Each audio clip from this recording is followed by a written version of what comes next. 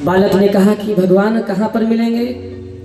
तो मैया कहती हैं हरि व्यापक सर्वत्र समाना, हरि व्यापक सर्वत्र समाना, हरि व्यापक सर्वत्र समाना, हरि व्यापक सर्वत्र समाना, हरि व्यापक सर्वत्र समाना, प्रेम पे प्रगट कोई मैं जाना, प्रेम पे प्रगट कोई मैं जाना। हरि व्यापक सर्वत्र समान। एक सुनीति माँ है, बच्चे को समझाती है कि भगवान का निवास हर जगह है। और इतना कह करके माता सुनीति ने उस 4.5 साल के बच्चे को लंगोटी पहनाई, एक छाता दिया। अब बोला बेटा कोई बात नहीं, अब तू जा और उस परम पिता की तपस्या करके तू ऐसे इस पिता की गोदी में बैठ करके क्या करेगा, तू जा करके तपस्या कर और सीधे परम पिता की गोदी में बैठ जा। आजकल की मैया होती तो डर जाती कि मेरा छोटा सा बच्चा तो बाबा बनने निकल गया है, लेकिन एक सुनीति माँ है कि अपने ही बेटे को भगवान से मिलने का मार्ग बताती है। बोलो राधे राधे। लोग कहते हैं दान करेंगे, पुण्य करेंगे, बुढ़ापा आ जाएगा तब करेंगे, लेकिन मैं कहता हूं कि आपको जो कुछ भी करना है, धर्म करना है, भगवान का नाम लेना है, सत्संगति करनी है, जो कुछ करना है कल मत करो, आज ही करो। क्या कहते हैं, जीवन खत्म हुआ तो। आप सभी लोग बड़े भाव से सुनिएगा, और गाना भी है सबको, ऐसा नहीं है जो नहीं गाएगा फिर देख लेना भगवान नाराज हो जाएंगे आपसे। जीवन खत्म, जीवन खत्म हुआ तो जीने का ढंग आया, जीवन खत्म हुआ तो जीने का ढंग आया, जीवन खत्म हुआ तो जीने का ढंग आया। सभी लोग तालियों के साथ स्वागत करेंगे।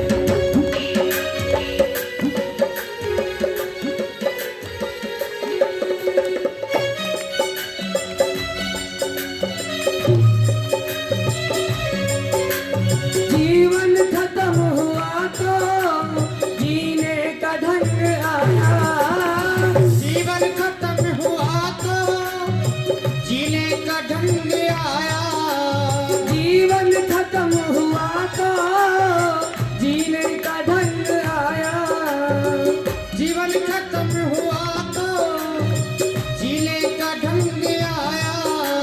जब क्षमा बुझ गई तो, जब क्षमा बुझ गई तो महफिल में रंग आया, जीवन खत्म हुआ तो जीने का ढंग आया, जीवन खत्म हुआ।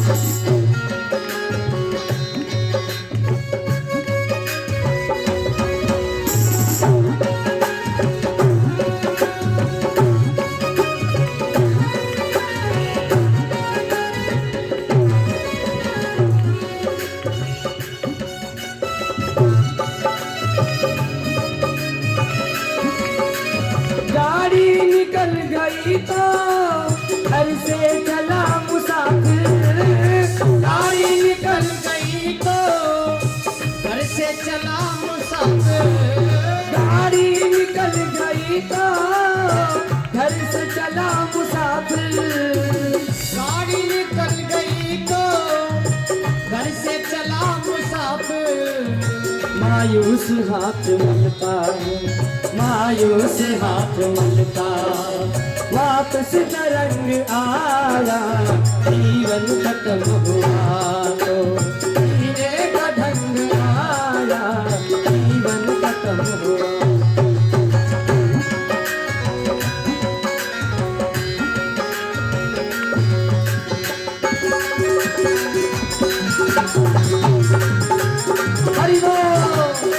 जीवन खत्म हुआ तो जीने का ढंग आया। जीवन खत्म हुआ तो जीने का ढंग आया। जब क्षमा बुझ गई तो जब क्षमा बुझ गई तो महफिल में रंग आया जीवन खत्म हुआ तो।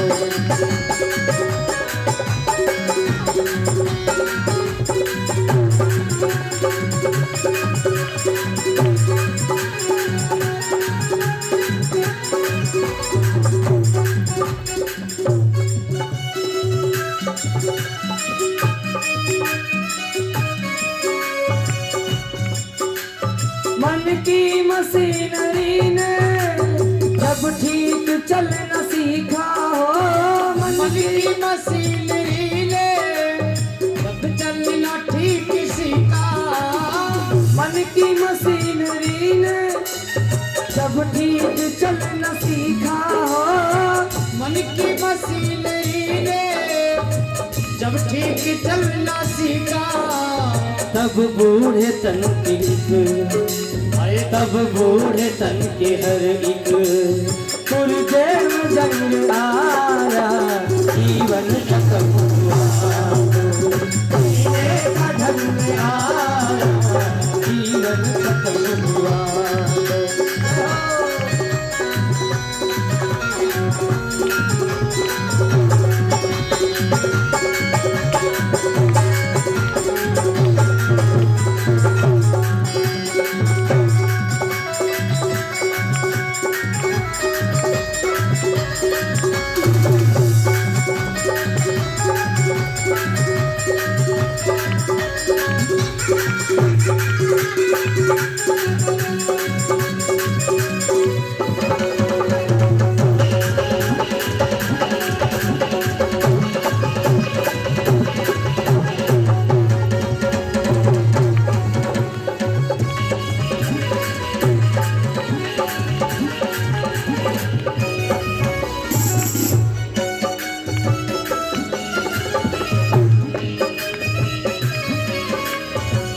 और क्या कहते हैं, फुर्सत के वक्त में ना सुमिरन के वक्त निकला। फुर्सत के वक्त में ना फुर्सत सुमिरन को वक्त निकला। फुर्सत के वक्त में ना सुमिरन का वक्त निकला। फुर्सत के वक्त में ना सुमिरन को वक्त निकला। उस वक्त वक्त मांगा।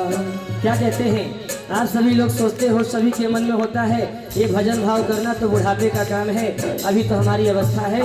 लेकिन क्या कहते हैं, उस वक्त वक्त मांगा, उस वक्त वक्त मांगा, जब वक्त तंग आया जीवन खत्म हुआ तो जीने का ढंग आया जीवन खत्म हुआ तो जीने का ढंग आया।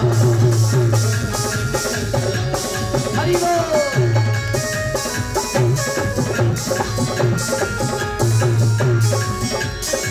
जीवन निकल गया तो जीने का ढंग आया। ओ जीवन खत्म हुआ तो जीने का ढंग आया। जब क्षमा बुझ गई तो जब क्षमा बुझ गई तो महफिल में रंग आया जीवन खत्म हुआ। महफिल में रंग आया जीवन खत्म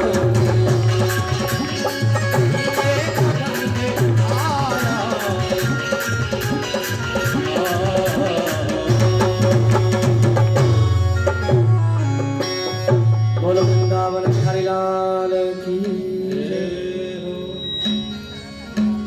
बालक ध्रुव वहां से बिना किसी प्रकार की देरी किए निकल पड़े भगवान की तलाश करने। जाते जाते रास्ते में कहते हैं ना, जब भगवान की ओर आप बढ़ते हो तो आपके जीवन में परीक्षाएं शुरू हो जाती हैं। थोड़ी दूर आगे बढ़े थे बालक, लेकिन उसी समय नारद जी का आगमन हो गया। नारद जी ने कहा, अरे बेटा थोड़ा इधर आओ, ये छोटे सा लल्ला 4.5 साल का बेटा तू कहाँ जा रहा है? बालक ने कहा, बाबा आप कौन हो? देवर्षि ने बताया कि मैं नारद हूँ, मैं भगवान की हमेशा नारायण नारायण कहता रहता हूँ, भगवान का ध्यान करता हूँ। ध्रुव ने कहा, बाबा मैं भगवान से मिलने जा रहा हूँ, और जब तक मैं भगवान से प्राप्त नहीं कर लूंगा तब तक मैं घर पे वापस नहीं जाऊंगा। नारद जी ने कहा, कोई बात नहीं बेटा, छोटा बच्चा है, घर में छोटी मोटी खटपट तो हो ही जाती है। अब ये थोड़ी बात होती है, घर में हुई खटपट तो चल बाबा जी के मठ पर, ये कोई बात नहीं होती। थोड़ा सा पति पत्नी में लड़ाई होती है, पत्नी कहती है कि तुम्हारे बिना मैं जी लूंगी, पति देवता तुरंत गुस्से में आ गए और तुरंत बैग उठाया, लेकर के स्टेशन पर निकल पड़े। और जैसे ही रेलवे स्टेशन पे जाए, घर से बोला, अब हम दोबारा लौट करके वापस नहीं आएंगे, तू अपना राजपाट संभाल, तू तो यही गिरानी बन जा। और जैसे ही स्टेशन पर पहुंचते हैं, ट्रेन आ गई, और जैसे ही ट्रेन चढ़ने की बारी आती है तब याद आता है, करे राम राम, मेरा छोटा सा बेटा पप्पू इस समय मेरी याद में पापा पापा करके रो रहा होगा। अरे कोई बात नहीं, ये पत्नी है, सुधर जाएंगी, कोई बात नहीं, ये तो घर के झगड़े चलते रहते हैं। और ऐसा जैसे ही ध्यान आता है, वैसे सारी चीजों को भूल भाल करके आओ वापस घर पे चले आते हैं। और कहते हैं, मैं तो आता ही नहीं, लेकिन क्या करूं, मुझे पप्पू का मोह मुझे खींच ले आया। हमारे जब घर में आपस में झगड़े होते हैं तो कई जगह है, हमारी जो माताएं, कुछ माताएं बहनें भी ऐसी हैं, कहती है क्या करूं, मैं तो तुम्हें छोड़ के अब तुरंत चली जाऊं, लेकिन बच्चों का मोह लगता है, इन बच्चों ने क्या बिगाड़ा है, बोलो राधे राधे।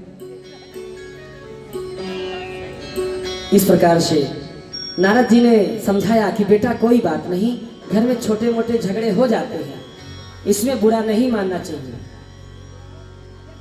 अच्छा अच्छा,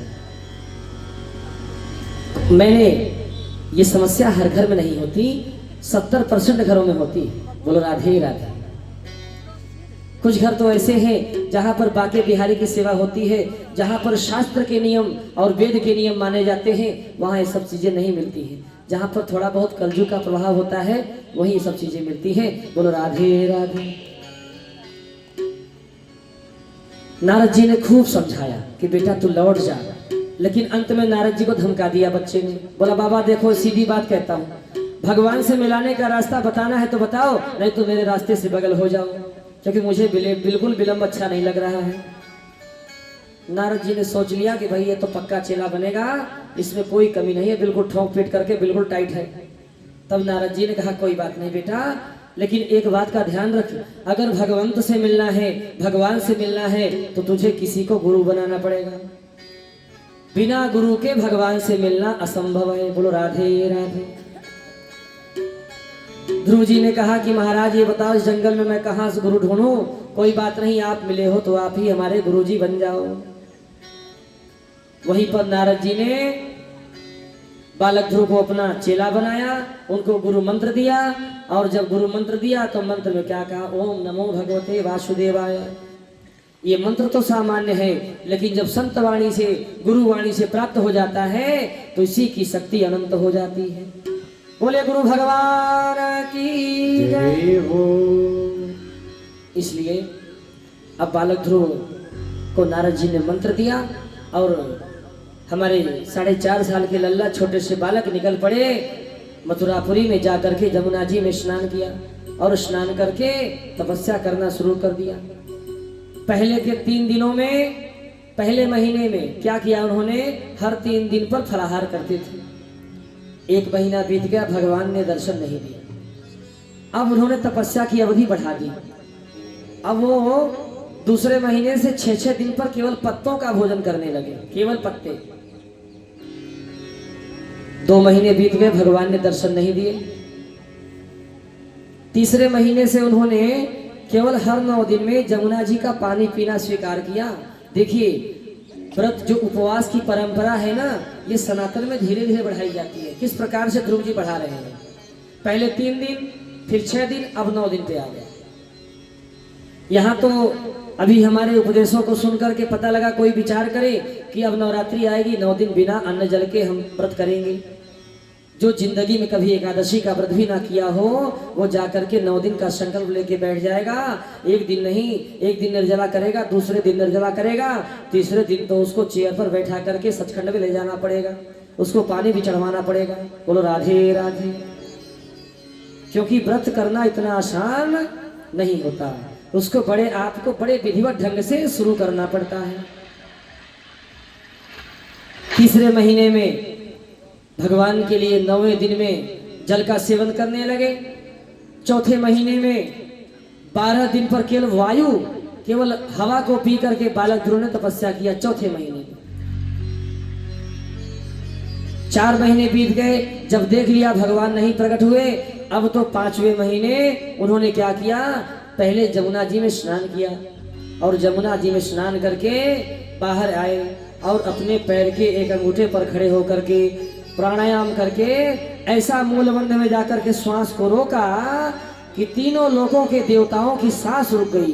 बोलो वृंदावन बिहारी लाल की जय हो।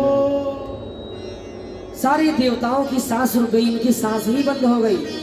सारे के सारे देवता भागे भागे भगवान नारायण के पास पहुंचे। अरे प्रभु, अब तो गजब हो गया, पता नहीं क्या हो गया कि आज तो हमारी सांसें ही बंद हो गई हैं। भगवान नारायण बड़े प्रेम से मुस्कुराए, बोले हे देवताओं, यह जो आपकी सांसें बंद हुई हैं, ये हमारा बहुत खतरनाक चेला है, छोटा सा है, 4.5 साल का, 5 साल पूरा भी नहीं हुआ है, उसी की तपस्या का फल है। लोग तो भगवान के दर्शन के लिए तरसते हैं, लेकिन आज मैं स्वयं अपने भक्त का दर्शन करने जा रहा हूं। नैवं विदामो भगवन् प्राणरोधम् चराचरस्याखिलसत्त्वधाम्ना विधेहि तन्नो वृजिनाद्विमोक्षम् प्राप्ता वयं त्वां शरणं प्रपन्ना। तुरंत भगवान नारायण अपने गरुड़ पर सवार होकर के जहां पर ध्रुव तपस्या कर रहे थे वहां पर प्रकट हो गए। बोले श्री विष्णु भगवान की जय हो। और प्रकट होकर के तुरंत बालक ध्रुव को दर्शन दिया और बालक ध्रुव को अपनी गोदी में ले लिया और कहा, बेटा बता तेरी क्या इच्छा है? ध्रुव ने कहा, महाराज आप तो सब जानते ही हो कि हमारी क्या इच्छा है।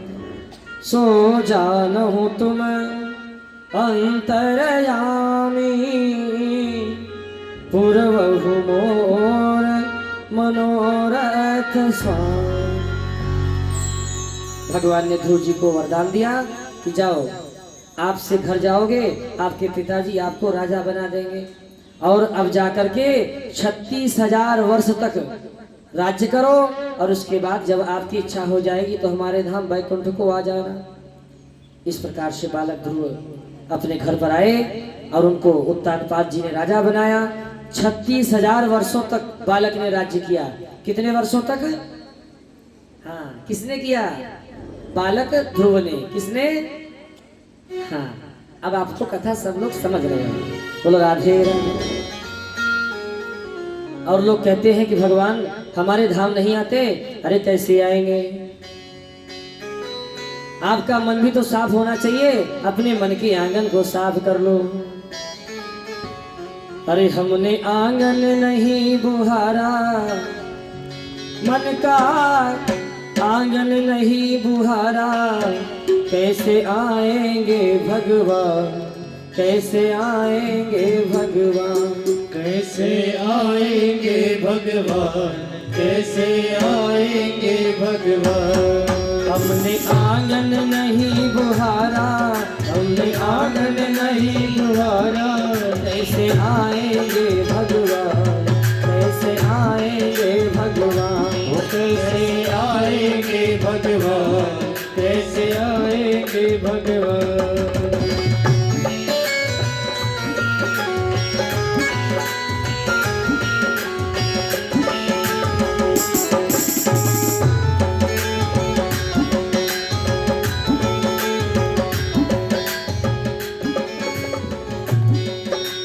हृदय हमारा पिघल न पाया जब देखा दुखियारा।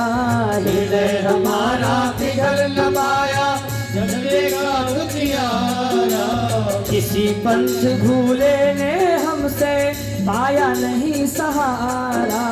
किसी पंथ भूले से हमसे पाया नहीं सहारा। सूखी है करुणा की धारा, सूखी है करुणा की धारा। कैसे आएंगे भगवान, कैसे आएंगे भगवान, वो कैसे आएंगे भगवान, कैसे आएंगे भगवान।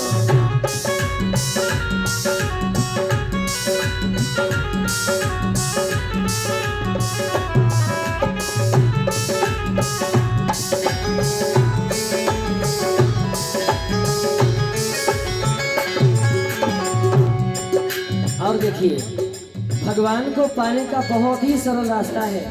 कोई ज्यादा बड़ी बात नहीं है। एक ही काम करना है, कुछ नहीं करना। क्या करना है? अंतर के पल खोल देख लो, ईश्वर पास मिलेगा। अंदर के पल खोल देख लो, ईश्वर पास मिलेगा। अंतर के पट खोल देख लो, ईश्वर पास मिलेगा।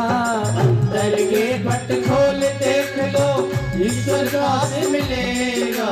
हर प्राणी में ही परमेश्वर का आभास मिलेगा। हर प्राणी में ही परमेश्वर का आभास मिलेगा। सच्चे मन से नहीं पुकारा, सच्चे मन से नहीं पुकारा। कैसे आएंगे भगवान, कैसे आएंगे भगवान, कैसे आएंगे भगवान, कैसे आएंगे भगवान। हमने आंगन नहीं बुहारा, हमने आंगन नहीं बुहारा। कैसे आएंगे भगवान, कैसे आएंगे भगवान, कैसे आएंगे भगवान, कैसे आएंगे भगवान, कैसे आएंगे भगवान, कैसे आएंगे भगवान। बोलो वृंदावन बिहारी लाल की जय हो। इस प्रकार से ध्रुव जी ने 36,000 वर्ष राज्य किया और अंत में जब उनका समय पूर्ण हो गया तो उनके लिए पुष्पक विमान आया। जैसे ही पुष्पक विमान पर बैठने लगे वैसे ही एक काला कलूटा पुरुष प्रकट हो गया। बोला, हे ध्रुव महाराज, हमारी तो लाज रख लो, मैं मृत्यु देवता हूँ। कम से कम कोई भी जीव जब इस धरती पर जाता है तो हमारे बिना स्पर्श के नहीं जाता। और बालक ध्रुव ने मृत्यु के सिर पर पैर रख करके रथ पर सवार हुए और भगवान ने उनके लिए अलग ही लोक का निर्माण कर दिया, जिसको हम ध्रुव लोक कहते हैं। आज भी शादी विवाह होता है तो पंडित जी कहते हैं रात्रि का समय है तो भैया उत्तर दिशा में एक बार धोतारे की साक्षी ले लो। बोलो ध्रुव भगवान की जय। इस प्रकार से इन्हीं राजा के वंश, इन्हीं ध्रुव राजा के वंश में एक राजा हुए अंग, जिनका विवाह मृत्यु की बेटी सुनीता से हुआ और उनसे एक बेन नाम का लड़का पैदा हुआ। जो बेन था इतना नास्तिक था कि पूछो ही मत, बिल्कुल धुंधकारी की तरह ही था। अंत में इसकी दुष्टता से परेशान होकर के एक रात्रि राजा अंग जो है अपने नगर को छोड़ करके अपने नगर की गुफा में ही जाकर के छिप गए।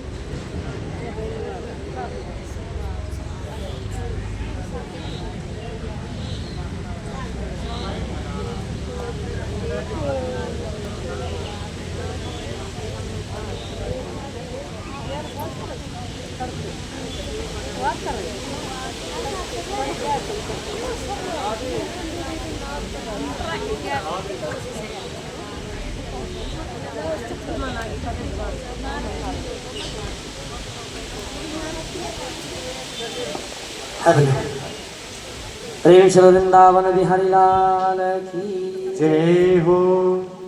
आगे जब बेन राजा अंग घर छोड़ करके चले गए तब सबने मिलकर के बेन को राजा बना दिया। और जैसे ही बेन राजा बना वैसे ही उसने अगला आदेश प्रकट कर दिया, न यष्टव्यम न दातव्यम न होतव्यम द्विजा क्वचित। इसका अर्थ ये हुआ कि मेरे राज्य में न हवन होगा, न पूजा होगी, न मंदिर बनेंगे। सारे मंदिरों से देवताओं की मूर्ति हटा दो, जिसको लगाना है जहाँ लगाना है हमारी ही मूर्ति लगाओ। आजकल तो आए दिन नए नए भगवान प्रकट हो जाते हैं। इस प्रकार से कहने लगा कि अगर किसी को पूजा करनी भी है तो इंद्राय स्वाहा की जगह, शिवाय स्वाहा की जगह बेनाय स्वाहा का मंत्र जाप करो, हमारा ही मंत्र लो, क्योंकि राजा के अंदर ही सारे गुण होते हैं। संतों की सभा हुई, संतों ने इस बात को सुना। एक दिन सारे संत मिलकर के बेन के राज्य में आए, उसके सामने खड़े होकर के खूब समझाया कि देख भाई, जो नारायण है साक्षात देवता है, इनका अपमान नहीं करना। जब नहीं माना तो सारे संतों ने मिलकर के जल निकाल करके ऐसे मंत्र पढ़े, हुंकार भरी कि तुरंत वहीं पर बेन का गोविंदाय नमो नमः हो गया। जैसे ही बेन मरा, प्रजा में संकट आया कि राजा कौन बने। तुरंत बेन के शरीर का मंथन किया गया और उस मंथन से साक्षात पृथु भगवान प्रकट हुए। बोलो पृथु भगवान की जय। इन्हीं पृथु के नाम से हमारी जो धरती है ना, इनका नाम पृथ्वी है। तो पृथु भगवान ने आकर के ही इस धरती पर जीवन की संचार की स्थापना की। इस प्रकार से अब मनु महाराज के एक बेटे उत्तानपाद के बारे में हमने जाना। एक दूसरे बेटे भी हैं, उनका नाम है प्रिव्रत, और उनके बेटे हुए आग्निध्र। आग्निध्र के 9 बेटा हुए, और उन्होंने जम्बूद्वीप को 9 खंडों में बांट करके हर बेटे को अलग अलग खंड का राजा बनाया, जिसमें अजनाभ खंड के राजा को नाभि को अजनाभ खंड का राजा बनाया, और जिनके यहाँ साक्षात भगवान विष्णु के अंश स्वरूप ऋषभदेव जी भगवान का अवतार हुआ। बोलो ऋषभदेव भगवान की जय हो। ये जो जैन धर्म है, जैन धर्म के प्रथम तीर्थंकर ऋषभदेव जी भगवान हैं, जो साक्षात भगवान विष्णु के ही अवतार हैं। इसलिए जो जैन धर्म है, सिख धर्म है, यह भी सनातन धर्म से ही निकला हुआ धर्म है। बोलो राधे राधे। और इन्हीं ऋषभदेव के यहाँ इनके 100 बेटे हुए। कितने बेटे? हाँ, 100 बेटे हुए, और जिनमें 99 बेटे तो बाबा बैरागी बन गए, लेकिन सबसे बड़े बेटे जो थे, जिनका नाम भरत था, उन्हीं को उन्होंने राजा बनाया। और भरत जी ने बड़े अच्छे शासन से पूरे राज्य की सत्ता को संभाला। उनके राज्य में किसी प्रकार की कोई कमी नहीं थी। गौ का, ब्राह्मणों का, संतों का बहुत ही सम्मान होता था। दान दक्षिणा देकर के सबको संतुष्ट रखा जाता था। एक बार की बात है, जब भरत जी का चौथापन आ गया, तो भरत जी के मन में आया कि अब हमको राज्य को छोड़ करके जाकर के जंगल में तपस्या करनी चाहिए।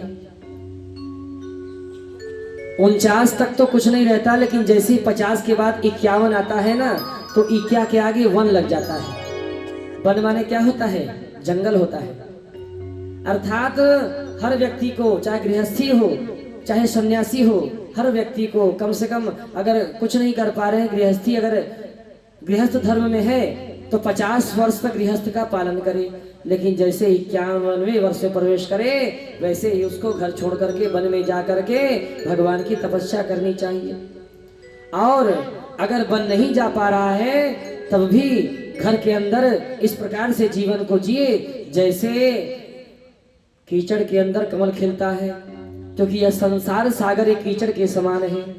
और भगवान की प्राप्ति करनी है तो आपको संसार में रह करके भी कमल की भांति संसार से ऊपर उठ करके रहना पड़ेगा। बोलो राधे राधे। भरत जी जंगल में चले गए और जाकर के बड़े भाव से भगवान का ध्यान करने लगे। एक दिन की बात है, अपनी कमंडल से जाकर के नदी के किनारे जल भर रहे थे। अचानक ढेर सारे मृगों का समूह वहां पर आ गया और पानी पीने लगा। जब छोटे छोटे पशु जल पीते हैं जंगली, तो देखने में बड़ा अच्छा लगता है। बड़े भाव से देख रहे थे। उसी समय क्या हुआ, पीछे से एक शेर की दहाड़ सुनाई दी। जैसे ही शेर की दहाड़ को सुना, वैसे ही सारे मृग तो भाग चले, लेकिन एक मृगी थी जिसके पेट में बालक था। वह बेचारी भाग नहीं पाई। उसने नदी में छलांग लगा दी, और नदी में छलांग लगाते ही उसका पेट से गर्भपात हो गया। उसका जो बच्चा था नदी के पानी में गिर पड़ा, और वह हवा में ही गोविंदाय नमो नमः हो गई। अब बेचारे भरत जी देख रहे थे, तुरंत पानी में कूद करके उस हिरण के छौने को, उस बच्चे को निकाल करके बाहर लेकर के आए। उन्होंने सोचा, राम राम, ये तो बड़ी भारी गलती हो गई। ये बच्चा बेचारा किसके सहारे जिएगा? इसकी तो माँ ही मर गई, अब तो मुझे सेवा करनी पड़ेगी। भरत जी ने उसको आश्रम में लेकर के आया और रुई के फाहे से उसको दूध पिलाना शुरू किया किसी प्रकार से। जब वो बालक 1.5 साल का हो गया, वो मृग का बच्चा जब 1 साल का हो गया, लेकिन उस मृग के बच्चे से ऐसा प्रेम हो गया कि वह सारा भजन भाव सब कुछ भूल गए। आए थे हरि भजन को ओटन लगे कपास। घर छोड़ करके आए थे कि जाकर के सन्यास ले लेंगे, भगवान का भजन करेंगे, और यहाँ पर भी माया ने पीछा नहीं छोड़ा। ऐसे ही एक संत के बारे में ध्यान आ गया। एक संत जब मरने लगे तो उनके पास चेले गए। चेले ने पूछा कि महाराज जी कोई अच्छा सा उपदेश दे दो अंतिम समय में। और वो संत महाराज गृहस्थ थे, बाल बच्चे वाले संत थे वो।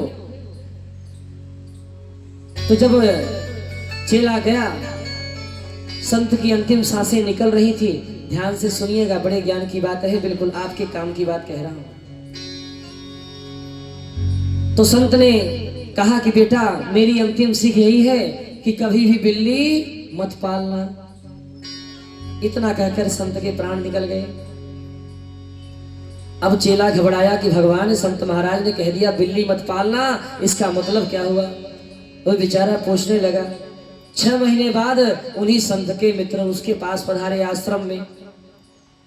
चेले ने वही बात कही कि गुरुजी ने जाते जाते एक ही ज्ञान दिया कि बिल्ली मत पालना। तब उनके मित्र ने समझाया कि उन्होंने बहुत सत्य बात कही। उन्होंने क्यों कही? क्योंकि जब वह 15 वर्ष के थे तो अपना घर छोड़ करके बैराग को धारण कर लिया उन्होंने। कपड़े सब कुछ, गृहस्थी के जंजाल घर को छोड़ दिया। केवल एक लंगोटी पहनने थे, एक सोटी होती थी और एक कमंडल रहता था। और आश्रम में आकर के कुटी बना करके रहने लगे। और उस आश्रम में ढेर सारे चूहे आते थे। महाराज जी को जब भिक्षा में कुछ खाने पीने की चीजें मिलती थी तो सारे चूहे खा जाते थे। ये तो चलो ठीक था, चलता रहा। एक दिन हमारे जो संत महात्मा जी थे उनके पास लंगोटी 2 ही थी। एक लंगोटी को चूहों ने पाया और उसको सीताराम कर दिया। संत को बड़ा गुस्सा आया कि अरे राम राम, ये चूहे तो बड़े खराब हैं, बताओ संतों को भी नहीं छोड़ते, कम से कम लंगोटी तो छोड़ देते। बोलो राधे राधे। संत को बड़ा गुस्सा आया। 2-4 गांव के लोगों को बुलाया, बोला भैया ऐसा करो, मुझे तो चूहों से छुटकारा चाहिए। 2 ही लंगोटी थी, जिसमें से एक लंगोटी को चूहों ने माइनस कर दिया। गांव के लोग तो गांव के ही ठहरे, बोले महाराज कोई बात नहीं, हमारे पास बड़ी सुंदर सी बिल्ली है, भूरे रंग की है बिल्कुल, और चूहों के लिए तो बिल्कुल दुश्मन है। चूहों की गंध पकड़ के 500 मीटर से खा जाती है उनको। एक बिल्ली को मैं दे रहा हूँ, इसको पालो, और भोजन तो कुछ है नहीं, थोड़ा बहुत दूध दही खिला पिला देना, बस हो गया। संत महाराज गुस्से में थे, बोले बहुत बढ़िया बात कही। और संत महाराज ने ला करके बिल्ली पाली।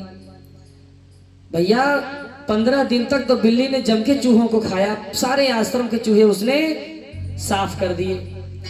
अब 16वां दिन आया तो एक भी चूहा नहीं मिला। बिल्ली बेचारी म्याऊं म्याऊं करके रोने लगी, अब मैं खाऊं तो क्या खाऊं।